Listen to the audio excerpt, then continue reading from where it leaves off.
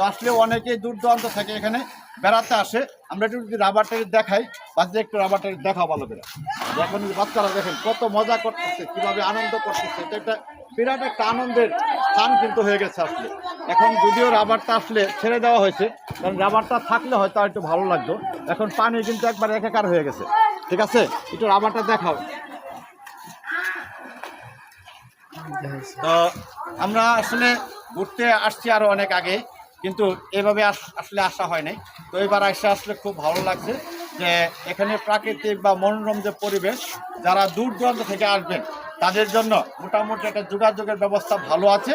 আপনারা শেরপুর থেকে নকলা আসবেন, নকলা থেকে একদম সোজা এক রাস্তায় তারাকান্দা চলে আসবেন, এবং তারাকান্দা আসলেই তারাকান্দা পাশে যে সামতী নদী, এই সামতী নদীতে কিন্তু এই রাবার ড্যামটা হয়েছে। ছোট ভাই একটু দিদিকে আসছো বলতো একটু যে রাবার ড্যামটা হওয়াতে তোমাদের কোনো উপকার হয়েছে কিনা?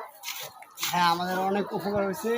এলাকায় অনেক লোকজন আসে, ঘোরাফেরা করে, পর্যটন কেন্দ্রের মতো ভালো পরিবেশ, মানে অনেকজনই আসে আর কি। কৃষি আমাদের জন্য তো ভালো হয়েছে, তাই না? কৃষি আমাদের জন্য ভালো হয়েছে।